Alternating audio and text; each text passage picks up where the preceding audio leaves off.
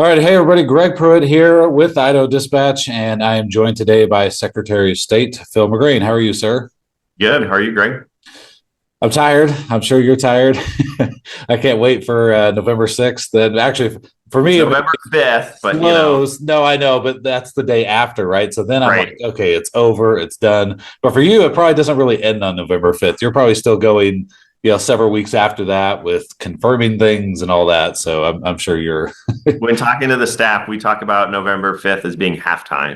Uh, yeah, like you want it to be the finish line, but in all reality, given like some of the post-election stuff, especially the audits and everything, it really yeah, is. We still have, the Electoral College won't be till December 17th. So yeah. we got a ways to go after the election. Yeah, yeah, for sure. Okay. Well, I primarily, we spoke months ago. I wanted to have you come on and talk about this letter that you guys have put together and sent to, was the Idaho Legislative Council or something like that, right? Yep, it was the Legislative Council. So that's like a Yeah.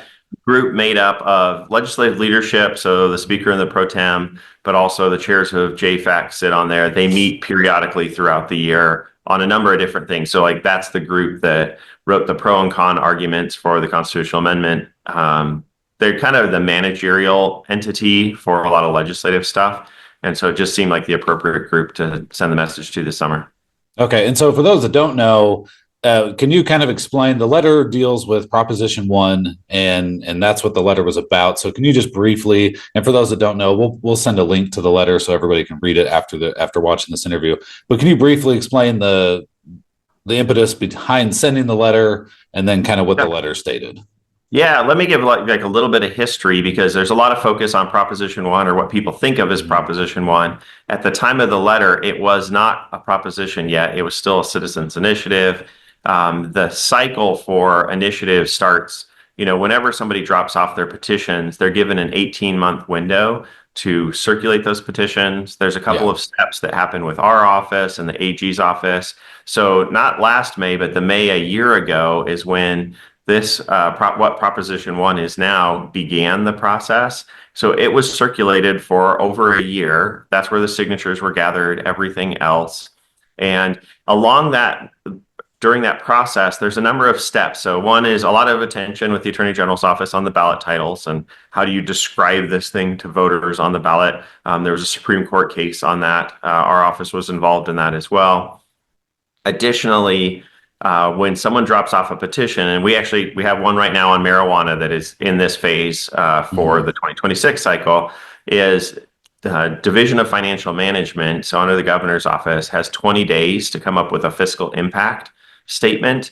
And so, what's difficult for DFM is they are given a short window of time to become experts on the cost of you name it, whether it's marijuana, abortion, in this case, elections. And so they came up with something pretty quick, but there wasn't a lot of time to tap into folks. And my letter came out to Legislative Council right as the signatures were being certified. It was kind of the tail end of signatures being certified by the county clerks. And it was at a point when it was fairly clear that the initiative was going to have enough signatures to make it to the ballot. So everything hadn't been formalized yet. But over the course of the year of circulation, so DFM had made its fiscal note almost now over a year and a half ago. Yeah.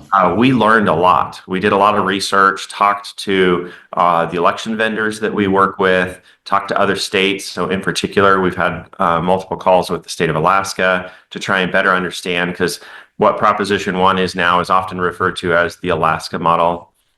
And so I wrote a 5-page letter to Legislative Council just outlining some of the other considerations. When I say that, like I started off really noting, and I think we've all seen this, a lot of the arguments that we'll see for or against Proposition 1 are philosophical in nature. They're about what are the outcomes going to be, who the winners, losers are, everything else in that. And I just wanted to talk about like, well, wait, what does this mean for the state in terms of how our elections would change functionally, just the practical changes, as Sure. well as the fiscal impact, because it became pretty clear to us that the original fiscal note, DFM didn't have the time, resources, or able to connect with people to really flesh this out. And now we have a much better sense of what that impact is. And so I just figured it's better to have more information. I mean, that's been my philosophical approach to this office all along, is to give voters as much information as possible to be informed. And this was kind of that initial phase. As we saw, we're going to transition from petition circulation to going on the ballot and voting on it. I wanted to make sure as much information was out there as possible. Yeah. Okay. So I guess there's definitely two things I know that people are going to be curious about, because there is a discrepancy or dispute between kind of your potential estimated cost versus what the like Idahoans for Open Primaries, which is the organization mainly pushing it. I'm here, even here on their website, it says their estimated cost is somewhere around $425,000 to implement this, about 43 cents per voter. Your estimated cost was significantly higher, that at $30 to $40 million potentially, based on the research that you had done and put in this letter. Can you kind of explain maybe why there's a discrepancy there and why you came up with a number much larger than what the proponents are currently saying? Yeah, I think certainly for everybody, probably the biggest thing out of my letter that's gotten the attention is what you just noted, is the potential cost. Really, I wanted to make sure there was no surprises for the legislature. You're well aware, Greg, in this initiative process, not only does it go to the ballot for voters, and let's just say hypothetically it passes, the legislature also gets tasked with both implementing it, and also they can amend it, change it, or repeal it. Mm-hmm. And so I didn't want any surprises for them in terms of, if this is to pass, the ask that we will be making on behalf of the Secretary of State's office, as well as the county clerk's offices, in terms of implementation. And I think there's a few things that really stand out in the letter related to this. And part of that is just the administration of elections is done different in Idaho than it is in Alaska or Maine. And we can talk about this more, but in Alaska, there is no county government. In Idaho, it's the counties that run our elections. Similarly, in Maine, they don't rely on county government to run their elections. In Alaska, the state does it. They have a state entity that is dedicated to running all elections, doesn't matter what level, president, all the way down to local elections. Oddly, in Maine, it's the exact opposite. They do it by townships. So kind of New England states still operate on an older model. Here, we have the state subdivided into 44 counties. Each of the 44 counties runs our elections. Each of them runs it based on the fit and the need. So in Ada County, where you have 300,000 registered voters, they have an entire giant warehouse operation with all the equipment that they need. Whereas in Clark County, our smallest county, there's just over 300 voters. And so they don't need that. So they hand count all the ballots. Right? We've got 6 counties that only hand count. And really where that comes to on the cost component is our election equipment. We have multiple vendors that we use for counting the ballots. So these are this is the equipment that's never connected to the internet. This is the equipment that creates the ballot itself. And it's also the equipment that reads all of those ovals or boxes that people are marking on election day and make sure that the votes are being assigned properly. That equipment throughout the state is purchased at the county level. So we have 2 main vendors. We have a variety of systems even within those vendors. And the biggest thing that we learned from all this is none of the vendors currently used in Idaho, or the equipment that we have currently here in Idaho, is capable of processing the ranked choice ballot. It is capable, and I put this in my letter, of handling the change to the primary. So, the open primary or the jungle primary, depending on who you talk to, but the combined primary, we could implement that now. And I highlight that in the letter. But really the big questions, and I know a lot of your viewers are focused on, is that ranked choice voting. That piece, the programming needed to do that, is not part of the equipment. It's not intended by the vendors to become part of the equipment we currently use. And so what makes Idaho's implementation different is the need to replace all of the voting equipment across the state.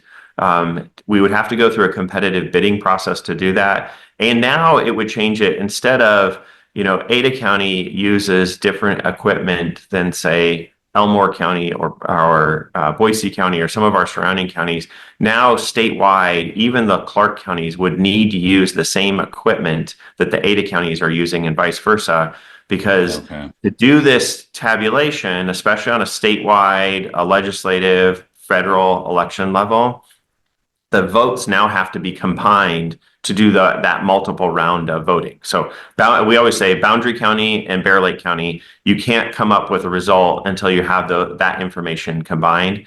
And so the 25 to $40 million estimate is really based on our research, talking to vendors, and most really where the numbers come from is we looked at what we have spent on the equipment we currently have. So based on Okay. our past spending for our current equipment, knowing if we had to replace it all, that's where we get that 25 to $40 million range. And it is an educated guess. I will openly admit, without a competitive bid, there's no way for us to know for sure what this Okay. actual cost will be. Okay. And then each county, so the state's not going to do that. That would be the counties, since the counties run the elections, each county would have to purchase their own I equipment don't potentially. know. That's actually a really good question. I don't know how this would work because the counties have purchased the equipment they currently have over time. It's really been over a decade that the counties have purchased equipment and kind of slowly come on board. Yeah. And some of the counties have bought equipment multiple times. They've replaced the original Yeah. equipment, and then now on their second version. And so this is going to be a statewide implementation simultaneously. There's buying power by buying a whole state set at the same time. That changes things a little bit. But, does the state put that bill or do the counties participate or is it shared? I don't know. That's a question for the legislature. And it's a tough question because what this will do is there will no longer be autonomy at the county level. It will be required that they use the same system statewide. It's becoming closer to state-run elections in this manner. It would be a combined effort. They'd still run the polls, the poll workers, all the other things, but there would be much more connectivity among the entire state than what we currently have. Okay. Okay. Okay. So that's the cost factor. I want to get to, because I know you've got a busy schedule, I want to get to the ranked choice voting portion and really, so I did an interview with Hiram Erickson. He is a proponent of Prop 1, which you guys can all watch online. And one of my questions to him was, let's take a governor's race under this system. So 4 people are on the ballot in November for the election in 2026. And somebody, let's say Governor Little runs, and he does not get 50% on the first round. As of right now, Idaho does not allow the machines to go online, and I haven't heard anybody on any side advocating for that. There's probably reasons that I nobody. would be a pretty loud voice to say which. Yeah, so that's not realistic that they're ever going to go online, and Right. I think most people think it's a terrible idea. So I said, how are we supposed to do that because they're not going online, and we've got 44 counties?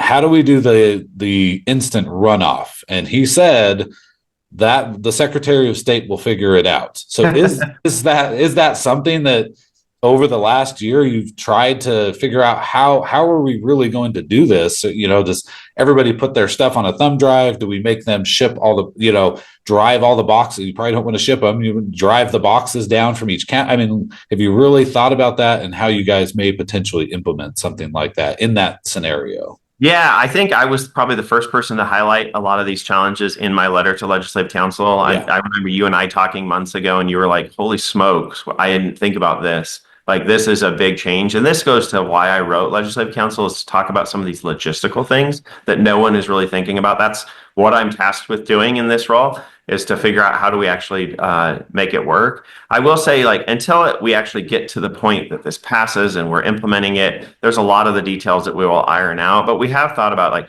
to your point, we shouldn't connect our voting equipment to the internet. That's like a universal best practice. Doesn't matter where we are. We do have nation state actors trying to interfere with our elections, and the safest way to protect them is not be connected. Yeah. So then you start to get into, because we do it by county, again, like in Alaska, they do all of the state-run elections. They kind of have 5 regions that they operate out of, but the state is all worked together. I mean, you start to now get into, do we need to transport the ballots? I'll say probably not, because it's really the images that matter the most. We can always go back and audit the physical paper. We do that in our post-election audits now. And it may be what you said, a thumb drive or something else. I do think, unfortunately, it probably means all that information coming to Boise and the transport efforts to get stuff. Boundary County is not easy to get to Boise from, but you can't do the multiple rounds until you combine all 44 counties. And that includes the time it takes, which we currently have for all 44 counties, to scan all of those ballots and get those ballot images. I mean, that's part of it. And we all know Idaho's remote. So there are some big logistical things that we'll have to figure out. I think we can do it, but it also highlights one of the questions I get often is it will take longer to get final results. Unless there's an obvious above 50% winner in that first round, which is effectively what we do now, it will take more time to get all that information compiled so that we can go through it. Okay. Okay. All right. Well, yeah, that was definitely one part of the letter I hadn't really thought about logistically on if there is an instant run. But here, actually, somebody brought this up yesterday too, and I don't think this is part of your letter, but I'm sure you know about it. We looked at the initiative and in the code, and it appears that even if somebody gets 50% on the first round, that the instant runoff happens no matter what. Eventually, all the votes are tabulated until there are only two candidates. So a winner can be announced with just 50%, but eventually you guys will still ultimately make it so there are only two candidates in the end. That's what the code actually seems to say. That's what their initiative seems to indicate. Is that something you guys have talked about or were aware of? I don't think we've talked about it. I mean, obviously, it won't change the outcome. My assumption is that we would go through that because why wouldn't if you've put all this infrastructure in place, why wouldn't you tabulate to figure out how does it all shake out? That seems like almost like a formality in terms of that process. I do think there's a number of things to figure out, and it may be worth us talking again. Again, my schedule is tight this morning, and so we can have a follow up. I think one of the things too is like as you go through all of that. The things that we take into consideration and when we talk to Alaska is voters behave all sorts of different ways. So we know that many voters will follow the directions and try to do the multiple ranking, right? So their first, second, third, and fourth preference. We also know from Alaska, the second and definitely very significant common way is for people to just pick their favorite candidate. They only pick one vote. That's what they're used to. That's what they do. They saw a lot of that. But the other part where our office really has to get into it is voters also do every other considerable option. So we currently get ballots, where people write their manifesto on them, people draw pictures. As Alaska said, some people mark their ballot in blackout, so they just mark all of the ovals. Those ones I know are silly examples, but there's also instances where someone marks like their first choice and their fourth choice, or they mark some odd combination, or they mark multiple first choices. And we have to come up with the rules, just like we do now, to determine what a vote is. If someone puts a check mark rather than fill in the oval, those are some of the other logistics our office will have to work out. And so, maybe we can set up a time to have a follow-up conversation, because I think there are a lot of questions about what this actually does and means. And I want to make sure people have as much information as possible headed into this election. Yeah, definitely. And I know you got to go, but auditing would be another really big question and concern that I think that people have on how the auditing process will work. I think it'd be good for us to follow up and talk more about that. I'm happy to do so. Okay, awesome. Well, I appreciate your time, sir, and we'll hopefully catch up soon here before the election and cover a little bit more. Thank you. Thanks for reaching out, Greg. I appreciate the time. Yep, take care.